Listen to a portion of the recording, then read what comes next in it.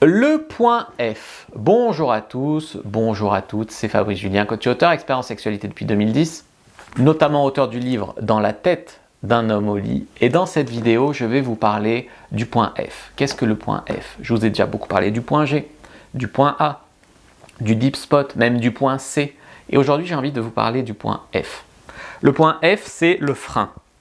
Le frein, vous savez ce que c'est? Le frein, c'est cette petite peau qui raccorde le prépuce au gland et au corps du pénis. Donc tu as ton gland, ta tige, et puis là tu as une petite peau. D'accord? C'est le frein. Le frein se situe sous le dessous de la verge. C'est-à-dire que si tu bandes comme ça, le frein il est là. Il n'est pas là, il est là.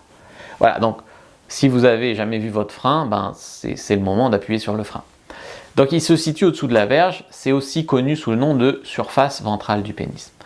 Lorsque le frein est serré ou court, parce qu'on n'a pas tous un frein élastique, quand le frein est très court ou très serré, ça peut causer une gêne ou des douleurs lors des érections et lors des rapports sexuels. Ça, il faut le savoir. Il y a la question de la circoncision. Chez les hommes circoncis, selon le degré de circoncision, il peut rester ou même pas rester une partie du frein. Donc ce frein peut avoir été enlevé lors de la circoncision. Le frein, c'est une zone érogène. C'est une des parties les plus sensibles du corps masculin. Si tu cherches l'équivalent chez la femme, c'est le clitoris. D'accord?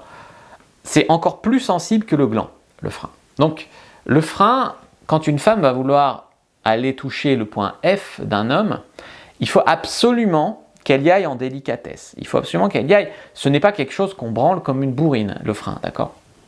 Donc, on ne l'aborde pas avec beaucoup d'empressement et moi je vous conseille de ne pas rester trop longtemps dessus, par petites touches sur le frein. Par exemple, une femme qui fait une fellation peut aller mettre des tout petits coups de langue bien hydratés sur le frein. C'est quelque chose qui rajoutera à l'homme, si tu veux, une énorme vague de sensations, puis après elle retourne sucer normal. Tu ne peux pas faire que lécher le point F, d'accord? Tu ne peux pas faire que du frein. Mais c'est quelque chose qui peut relever le rapport sexuel. Si tu restes trop longtemps à lécher le frein, ben, ce qui se passe, c'est que ça va irriter. Il est essentiel pour le frein, pour toucher le frein, que ce soit hyper bien lubrifié. C'est-à-dire que si par exemple tu es un homme et que tu touches ton frein avec ton doigt sec, ça peut même être désagréable. Ça n'est bon que si c'est lubrifié et qu'on reste pas trop longtemps dessus. Voilà, il ne faut pas l'irriter, vraiment pas. Donc, dans son ensemble, le frein, c'est une structure anatomique importante dans la fonction des plaisirs sexuels. C'est-à-dire que si vous êtes une femme et que vous n'êtes jamais intéressé au frein, c'est comme si vous n'êtes jamais intéressé au périnée. Vous avez délaissé totalement une partie sexuelle de l'homme.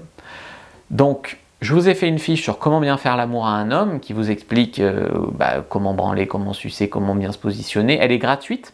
Ça ne va pas aussi loin que mon livre Le guide de la bonne amante, mais pour débuter, vous pouvez déjà prendre la fiche Comment être un bon coup au féminin. Premier lien dans la description de la vidéo, lien en commentaire épinglé. Prenez-la, moi je vous dis à bientôt et que le dieu de la sexualité soit avec vous les amis.